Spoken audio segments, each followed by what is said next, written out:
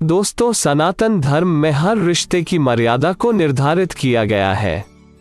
माता पिता का रिश्ता, माता पुत्र का रिश्ता और पिता और पुत्री का रिश्ता, ये कुछ ऐसे रिश्ते हैं जिनकी गरिमा बनाए रखना हर मनुष्य का कर्तव्य है। किंतु क्या आप जानते हैं कि पुराणों में हमें ऐसी घटना का वर्णन मिलता है जिसके अनुसार एक पिता ने अपनी ही पुत्री के साथ विवाह किया था। तो आइए जानते हैं कि आखिर कौन थे वो पिता जो एक ज्ञानी ऋषि होते हुए भी उन्हें अपनी ही पुत्री के साथ विवाह करना पड़ा। दोस्तों, ये कथा सप्त ऋषियों में से एक महर्षि अगस्त्य से जुड़ी हुई है। धर्म ग्रंथों में वर्णित इस पौराणिक कथा के अनुसार एक बार महर्षि अगस्त्य स्वर्ग लोक से यात्रा करके वापस लौट रहे थे, लेकिन तभी उन्होंने रास्ते में कुछ वृद्ध लोगों को पेड़ पर उल्टा लटके देखा। ये सब देखकर महर्षि अगस्त्य हैरान रह गए और उनके मन में ये जानने की उत्सुकता हुई कि आखिर ये लोग कौन हैं और ऐसा कौन सा कर्म इन्होंने किया है जिसकी वजह से ये उल्टा लटक रहे हैं। अपनी उत्सुकता को शांत करने के उद्देश्य से महर्षि अगस्त्य उस पेड़ की ओर चल दिए और वहां पहुंचकर उन लोगों से पूछा, हे पुण्य आत्माओं, आप कौन हैं और आपकी ये हालत किस पाप कर्म के कारण हुई है? इस पर वो लोग उत्तर देते हुए बोले, हे वत्स, हम तुम्हारे पूर्वज यानी तुम्हारे पितरी हैं और तुम्हें एक पुत्र की प्राप्ति हो, इसी मनोकामना के लिए हम इस पेड़ पर उल्टा लटक रहे हैं। यदि हमारी ये मनोकामना पूरी हो गई तो हम लोग इस कष्ट से भी मुक्त हो जाएंगे और हमारे पुण्य फलों में भी वृद्धि होगी और फिर हम सभी स्वर्ग की ओर अपनी यात्रा शुरू कर सकेंगे। अपने पितरों के इस श्राप के बारे में सुनकर महर्षि अगस्त्य भी उन्हें मुक्ति देने हेतु पुत्र की प्राप्ति के लिए तैयार हो गए और बोले, हे पितृगण, आप सभी की मुक्ति के लिए मैं अवश्य ही एक पुत्र उत्पन्न करूंगा। और इतना कहकर वो वहां से अपने आश्रम की ओर चल दिए। अगले ही दिन से वो अपने लिए एक उचित जीवन संगिनी की खोज करने लगे, लेकिन काफी खोजने के बाद भी उन्हें कोई ऐसी कन्या नहीं मिली जिसे वो अपनी अर्धांगिनी बना सके। फिर अंत में महर्षि अगस्त्य ने ये निश्चय किया कि वो स्वयं ही एक ऐसी कन्या की रचना करेंगे जो सुंदरता और बुद्धि में अपराजय हो। फिर उस कन्या की उत्पत्ति के लिए महर्षि अगस्त्य ने विभिन्न प्राणी और वनस्पतियों के सबसे सुंदर अंगों और गुणों को एकत्रित करना शुरू किया। जैसे हिरनी से नेत्र लिए तो चीते से हृदय, शरीर की लचक के लिए बाढ़ के पेड़ का उपयोग किया तो गर्दन की रचना हंस से की, पंखों से कोमलता और फूलों से सुगंध लेकर उसके बदन में डाली। और इस तरह ऋषि अगस्त्य अपनी कल्पना की रचना के काफी निकट आ गए। तभी उनकी नजर विदर्भ राज्य के राजा पर पड़ी।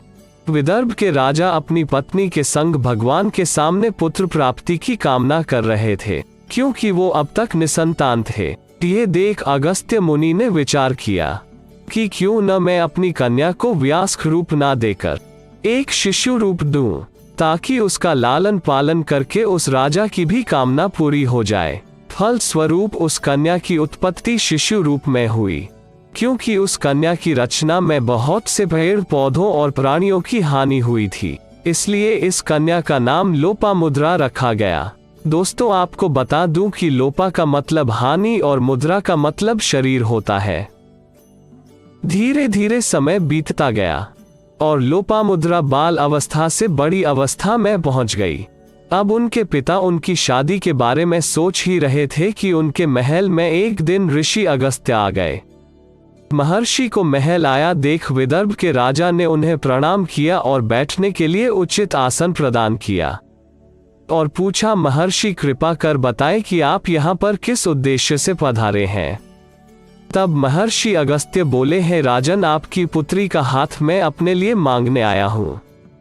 महर्षि की बातें सुनकर राजा और उनकी रानी दोनों अचंभित रह गए और सोचने लगे कि हमने अपनी पुत्री को जिस राजसी सुखों के साथ पाला है उसे भला एक योगी को कैसे सौंप दे। लेकिन कहीं ना कहीं उनके मन में यह भय भी था कि अगर उन्होंने अगस्त्य मुनि के इस प्रस्ताव को ठुकरा दिया तो कहीं वो क्रोधित होकर उन्हें श्राप ना दे दें। इसी भय के चलते उन्होंने महर्षि के विवाह के प्रस्ताव को मान लिया और फिर धूमधाम से महर्षि अगस्त्य और लोपामुद्रा का विवाह संपन्न हुआ। विवाह के बाद महर्षि अगस्त्य लोपामुद्रा को लेकर अपने आश्रम वापस लौट गए। वहां पहुंचकर महर्षि लोपामुद्रा से बोले, हे सुंदरी, अभी तक तुमने अपने जीवन में सिर्फ राजसी सुखों को देखा है, किंतु अब तुम्हें इन सब सुखों को त्यागना होगा। और यही नहीं, जो कीमती वस्त्र और आभूषण तुम अपने महल से लेकर आई हो, तुम्हें उनका भी त्याग करना होगा और एक ऋषिका की तरह ही अपना जीवन व्यतीत करना होगा। लोपामुद्रा ने ऐसा ही किया। अपने पति के समान वो भी व्रत और आचरण का पालन करने लगी। दोनों ही एक दूसरे से बहुत ही प्रेम और आदर करते। महर्षि अपनी तपस्या में लीन रहते तो लोपामुद्रा अपने पति की सेवा में। एक दिन लोपामुद्रा आश्रम के निकट एक नदी में स्नान कर रही थी। तभी अगस्त्य मुनि की दृष्टि लोपामुद्रा पर पड़ी।